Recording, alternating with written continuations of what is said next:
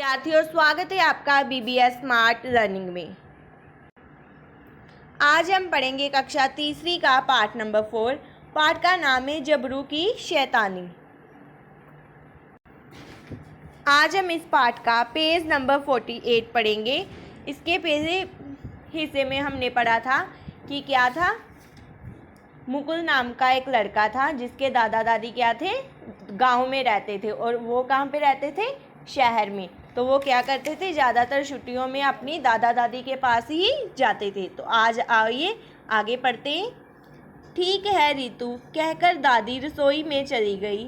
तभी दोनों को कुत्ते के भौंकने की आवाज़ सुनाई दी। मुकुल ने देखा कि सफ़ेद बालों वाला एक छोटा सा कुत्ता भौंकता हुआ उनकी ओर आ रहा है। क्या है, दादी खाना लेने के लिए कहाँ पे चली गई, रसोई में। तभी क्या था, उन दोनों को क्या आवाज़ सुनाई दी, कुत्ते के भौंकने की।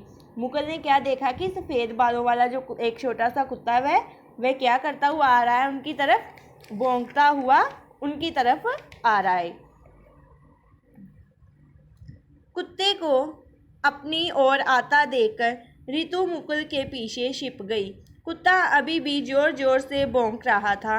भौंकते हुए वह मुकुल के पैरों के पास आया और मुकुल के पैर चाटने लगा।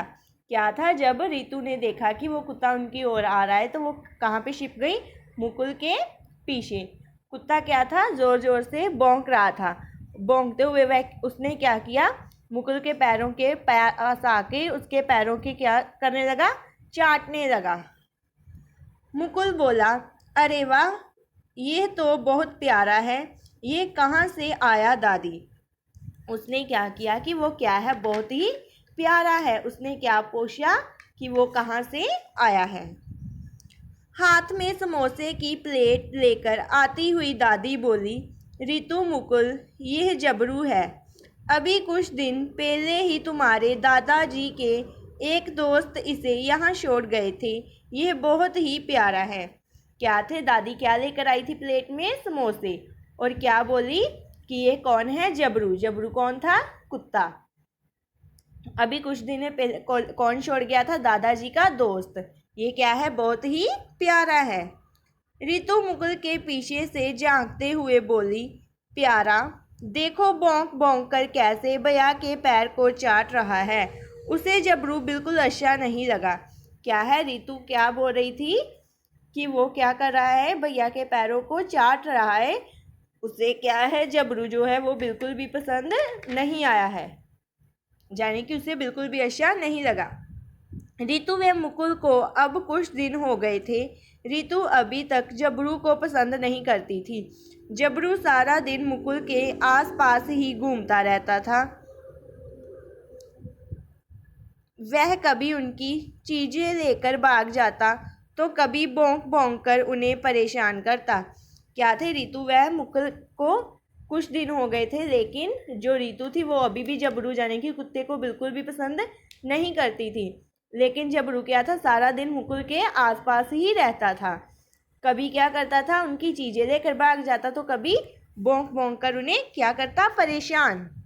मुकुल को उसे कुछ नहीं कहता मुकुल तो उसे कुछ नहीं कहता, लेकिन रितु बार बार जबरू की शिकायत दादा दादी से करती और कहती कि वह जबरू को बिल्कुल पसंद नहीं करती है। वे जबरू को डांट देते, लेकिन जबरू था कि वह रितु के आगे पीछे ही घूमता रहता। क्या था, मुकुल तो उसे कुछ भी नहीं कहता था, लेकिन जो रितु थी वो क्या करती थी, बार बार अपने दादा दादी को शिकायत करती थी। क्या कहती कि वह जबरू को बिल्कुल भी पसंद नहीं करती है, वो उसे बिल्कुल भी अच्छा नहीं लगता है। वे जबरू को क्या करते थे, डांट लगा देते थे, लेकिन जबरू क्या करता था, उसके रितु के हमेशा आगे पीछे ही घूमता रहता था। एक दिन सवेरे दादाजी बरामदे में बैठे अखबार पढ़ रहे थे। तभी उनसे मिलने उनका एक मित्र आया।